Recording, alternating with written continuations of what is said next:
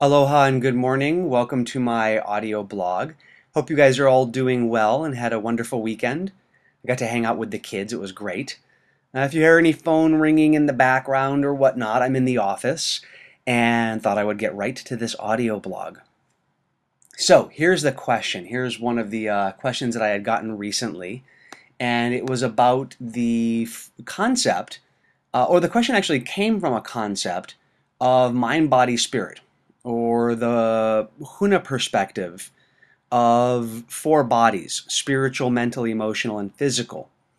Huna also has that concept of higher self, conscious mind, unconscious mind. Now, this concept is not exclusive to Huna, and that was my point. I was having an email discussion with one of my Huna, and the question came to me that there was a desire for a reference or a book or a source of where did this idea come from? Where did the mind, body, spirit? Where did the spiritual, mental, emotional, physical, where did this come from? And I pointed out that almost every culture that I've gotten to experience, and I've gotten to sit and talk with spiritual leaders of Native American tribes, the son of a chief of the First Nation from Canada, Western Canada, and the chief. Actually, I got to meet the chief, his father. Wonderful man. And here in Hawaii, obviously, Aboriginal in Australia, shaman from Eastern philosophy, gurus. I mean, the list goes on and on. I've met individuals and they all talk of mind, body, spirit. Some of them spiritual, mental, emotional, physical. Huna was very specific on the spiritual, mental, emotional, physical. And so I pointed out to the Hauman, I pointed out to my student that any source that you read, any reference that you read is going to say this came from our culture. And I said it's a very interesting thing that there are so many cultures that say this is where all the teachings came from. You see, our culture goes back the farthest, and this is where the teachings came from, and these are the concepts and ideas. And one of the things that was believed here, that was shared with my father by Papa Bray, was that there was a belief that at one point around the entire planet there was one teaching. Again, that idea is not exclusive to Huna either. And I guess it should be important to point out right now, O he pau ko ike ko halau. Think not that all wisdom is in your school. Meaning that I know Huna doesn't contain all the wisdom. I'm not claiming that. Nor am I saying that any school has all the wisdom.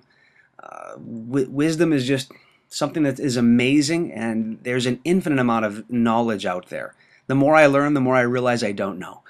And one of the things that I've learned along the way is that there's such a similarity between all these teachings that at some point there must have only been either one teaching, or one of the stories here in Hawaii that there was a group of healers that traveled the planet teaching the healing arts. Maybe it came from them. Who knows? We'll never know. From an anthropological perspective, you're not going to be able to get that information. You're not going to be able to find out. And so the question was, what do you mean that at one point there was only one teaching? Which teaching was that? And that question, I don't know if it will ever be able to be answered. Here's what I do know, and here's what is very empowering, and here's what you need to think of. Okay, so again, the question was, what do you mean at one time there was only one teaching, and which teaching was that? When it came down to this idea that there are so many similarities. So, who knows? Maybe when all the continents were connected, maybe the people of the earth at that time were all on the same continent. So there was one concept, one idea. Maybe because we all have a unique source, we all come from a very similar background.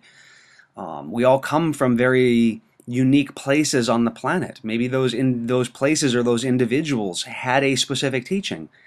And as these teachings spread out around the planet, the message changed. The message changed because of the environment. The message changed because of the language, because of the history. I don't want to get too historical on you, but such a huge difference between the culture that grew up around the Egypt, that it was very familiar, the Nile, how high it would rise, and there was a certainty in life, versus the culture that grew up around Mesopotamia, where the flooding of the rivers, the Tigris and the Euphrates, were very erratic. And if you look back at their beliefs about gods and the viewpoint of the universe and the overall view of nature itself, very different. Grow up in a, let me put it into modern times. Grow up in a rough city versus a not rough city, and you're going to have two different perspectives on the world. You're going to have two different concepts. Well, everyone's going to have a different perspective. Ultimately, though, what Huna believes and what I teach at Huna is that at one point there was such a similarity between the teachings that the differences occurred because of geographical, because of historical, because of cultural changes. And the enlightened Haumanna, or as Laura Yardley wrote in the book The Heart of Huna, the enlightened Kahuna is able to see the similarities. And one of the things that I have learned on the path, and having learned from Baba Muktananda, and I remember him talking specifically about that on a spiritual path, you need to see the similarities. Now let's get even more detailed here. On a spiritual path, a path of self-empowerment, a path of self-help, personal growth and development, you need to look for the similarities between the teachings.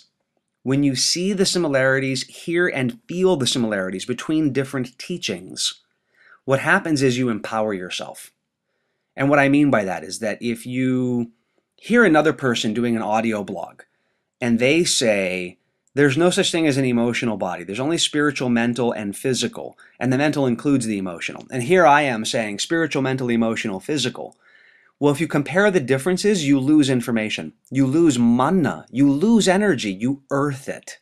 Because you're sitting there going, well, Matt's right. Or maybe you're saying Matt's wrong. Who knows? Who cares?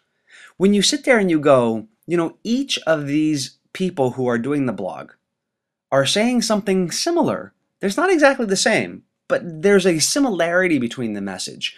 You make a higher level connection. You realize, hey, you know what?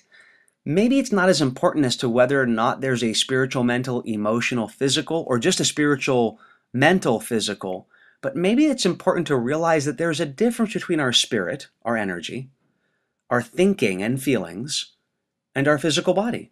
Maybe this difference teaches me something.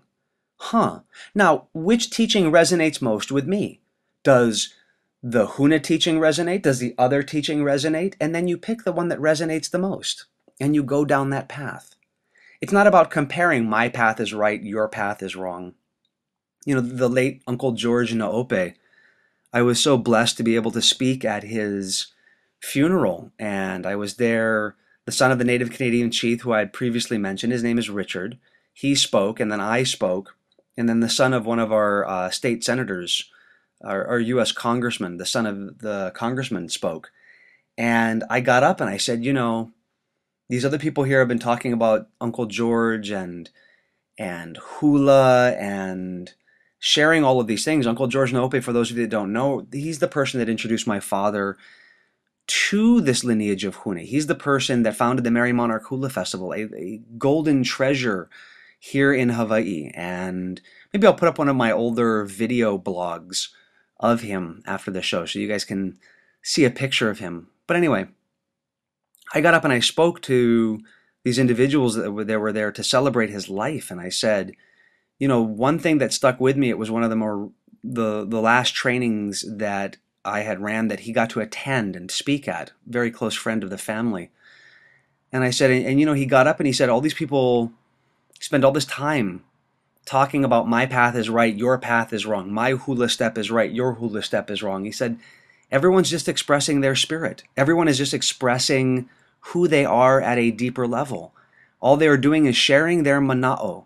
And we spend so much time making the other person right or wrong that we take energy away from our own path. We take momentum away from our own progression by attempting to tear down other people's paths.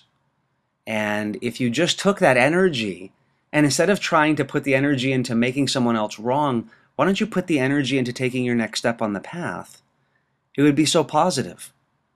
And I said this, and I had people come up to me afterwards and say, that was truly the message of Uncle, that you don't talk bad about other people, you don't make other people right or wrong. Focus on yourself. It's It's a basic concept in spirituality. You know? So this was a little bit more of an esoteric blog, I guess. But anyway, I hope that answers the question for the Haumana. It came in a little while ago. And thank you again for the questions, by the way. Please do make sure that you send me some more questions. And, I think that you can go to YouTube and subscribe to the YouTube channel so you get a notification when I put a new one up. So I'll have to figure out how to do that and maybe throw that link up there so that you guys can subscribe to the YouTube channel. Anyway, let's wrap it up. We just went over 10 minutes, so let's wrap it up and bring this audio blog to conclusion. We say malama pono, we all stand in righteousness. Aloha ke kahi ike kahi, treat everyone with love and respect. That goes along with what we're talking about here. It doesn't need to be perfect, it just needs to be your best. Thank you, Skylar. And aloha ahui ho, class dismissed. Love you all.